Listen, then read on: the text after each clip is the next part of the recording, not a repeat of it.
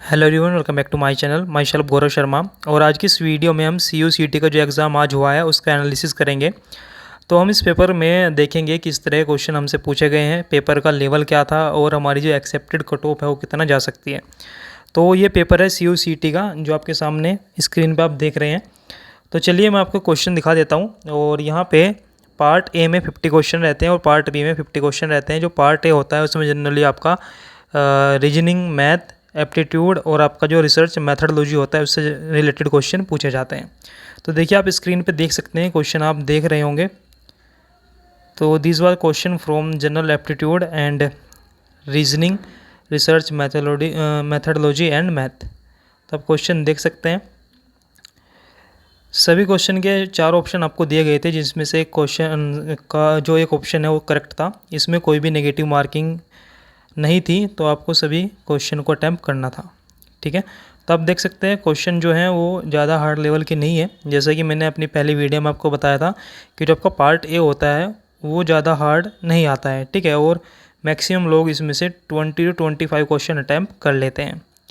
ठीक है, तो आप क्वेश्चन देखते रहिए और मैं इसको नीचे स्क्रॉल करके ले जा रहा हूँ, तो आप क्वेश्चन देखते रहिएगा। ठीक है, तो ये हमारा पार्ट ए था। इसके क्वेश्चन मैंने आपको दिखाए हैं। तो ये पार्ट जनरली क्या है, हार्ड लेवल का नहीं है, it is a moderate level. ठीक है, इजी टू मॉडरेट, ना ये ज़्यादा इजी है और ना ये हार्ड है। ठीक है, तो ये मॉडरेट लेवल का हम बोल सकते हैं, लेकिन यहाँ से 20 to 25 क्वेश्चन सभी कर सकते थे। ठीक है, तो ये ज़्यादा हार्ड नहीं था।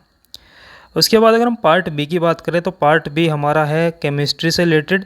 तो केमिस्ट्री से रिलेटेड हम क्वेश्चन की बात कर लेते हैं। तो सबसे पहला क्वेश्चन था क्वांटम नंबर से रिलेटेड। तो यहाँ से हमें बताना था कि अगर हमारे पास हाइड्रोजन लाइक एटम है, न्यूक्लियर चार्ज अगर उसका जेड है, तो हमें एनर्जी बताना था। ठीक है, energy of principal quantum number ही कैसे दिखाई जाती है। तो इसके लिए आपको करेक्ट ऑप्शन चूज़ करना था। उसके बाद जो अगला क्वेश्चन था वो भी क्वांटम केमिस्ट्री से ही था। उसके बाद जो अगला क्वेश्चन था वो आपका सिलेक्शन रूल से था। सिलेक्शन रूल से कि जनरल जो ट्रांजिशन होती है वो कहाँ से हो पाएंगी या नहीं हो पाएगी, किसके लिए फॉरबिडन है। तो इसके लिए आपको जो सिलेक्शन रूल होते हैं उनको पढ़ के जाना था। ठीक है, तो यहाँ पे ये सिलेक्शन रूल से आया था, जो कि क्वेश्चन ये इजी लेवल का है।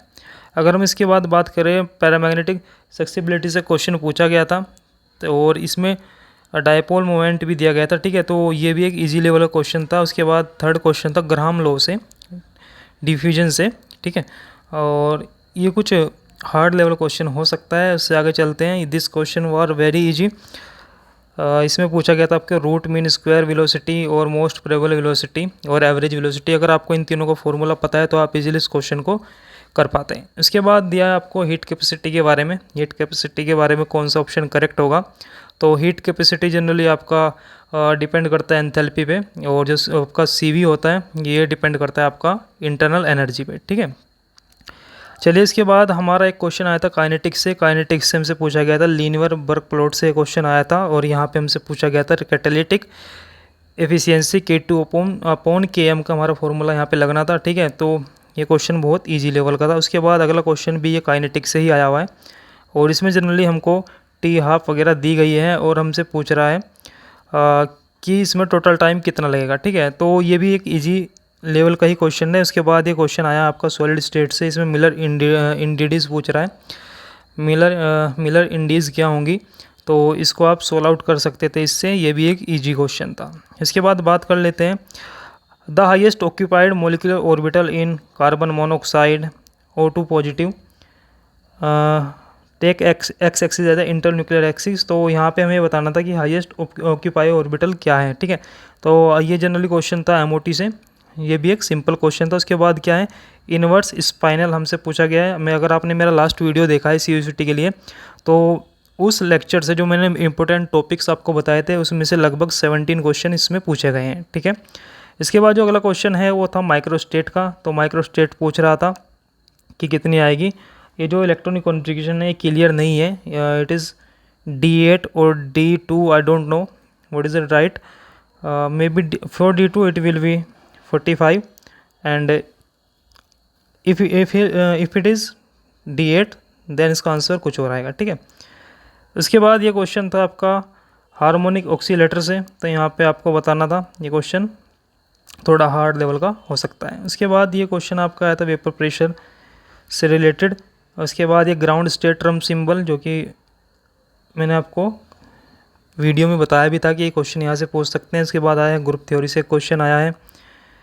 उसके बाद आपसे पूछा गया है कि जो आपका एंजाइम जैंथाइन ऑक्सीडेज होता है उसमें कौन कौन सी यूज़ होती है। तो इसके बारे में मैंने आपको कल बताया था कि बायो इनऑर्गेनिक को जरूर पढ़ के जाइए, वहाँ से 2 से 3 क्वेश्चन पूछे जाते हैं। तो यहाँ पे एक और क्वेश्चन पूछा गया है कि ट्रांसफेरिन क्या होता है, विटामिन B12, फेरेटिन, रुब्रेडॉक्सिन। तो ट्रांसफेरिन क्या करता है, मेटल को ट्रांसफ़र करता है, तो इसका ऑप्शन हो जाएगा बी, मेटल को ट्रांसफ़र करता है। उसके बाद फेरेटिन क्या करता है, आयरन को स्टोरेज करता है। विटामिन B12 की बात करें तो it is anti pernicious anaemia factor. और रुब्रेडॉक्सिन क्या होता है आपका, ये इलेक्ट्रॉन को ट्रांसफ़र करने का काम करता है। ठीक है।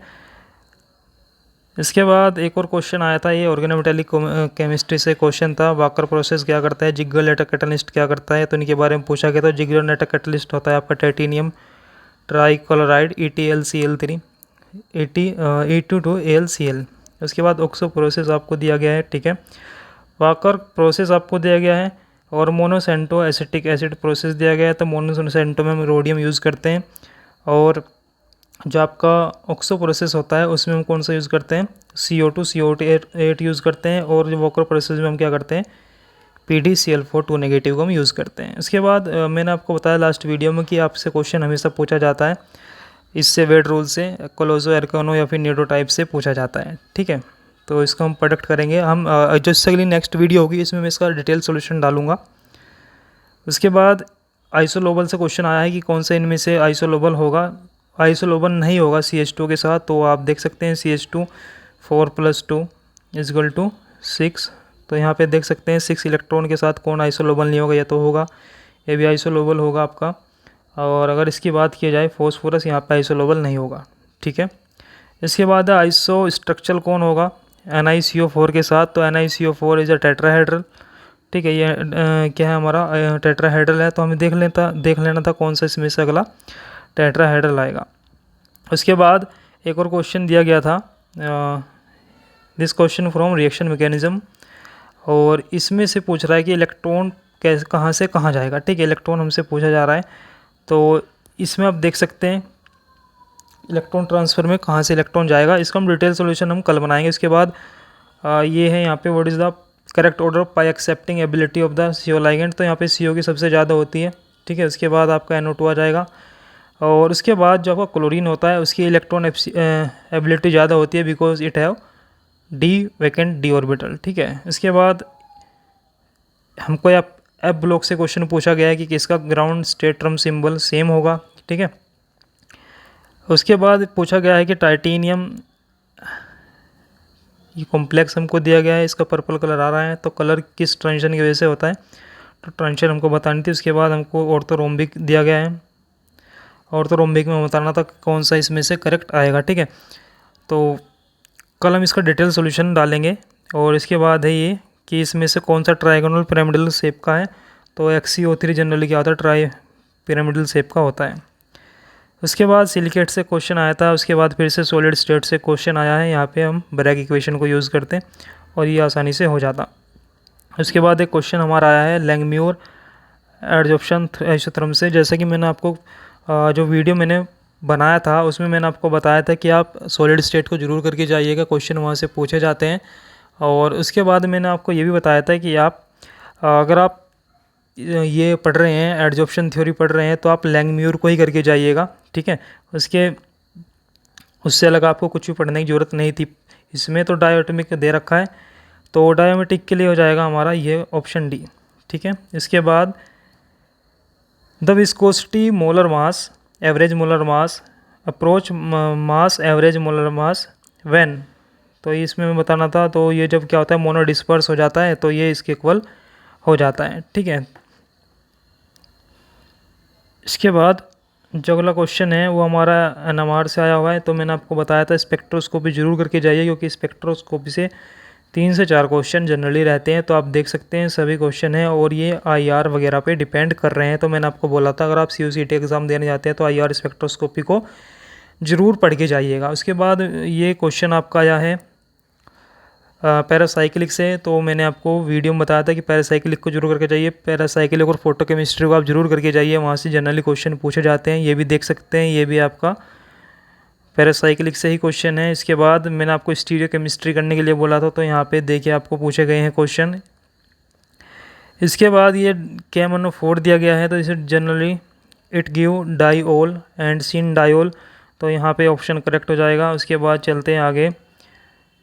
इसके बाद नेम रिएक्शन यहाँ पे है कि इसमें कौन सी नेम रिएक्शन सही होगी। इसके बाद आगे चलते हैं, क्वेश्चन फिर से दिया गया है। मैंने आपको बोला था फोटो केमिस्ट्री पेरिसाइक्लिक जरूर करके जाइए, यहाँ पे क्वेश्चन जरूर पूछे जाते हैं। तो क्वेश्चन फिर से पेरिसाइक्लिक से ही है। उसके बाद फिर से क्वेश्चन पूछा गया है स्टीरियो केमिस्ट्री से, ठीक है। उसके बाद फिर से अगला क्वेश्चन है पेरिसाइक्लिक से। तो पेरिसाइक्लिक और फोटो केमिस्ट्री को आपको बिल्कुल भी छोड़ के नहीं जाना चाहिए। उसके बाद ये अगला क्वेश्चन था आपका NMR स्पेक्ट्रोस्कोपी से, और इससे हमें पूछ रहा था कि कुछ डाटा दिए गए हैं आपको। जी फैक्टर दिया गया है, न्यूक्लियर मैग्नेटन दिया गया है और मैग्नेटिक फील्ड V0 दिया है। तो इन तीनों की प्रोडक्ट क्या आती है, ठीक है।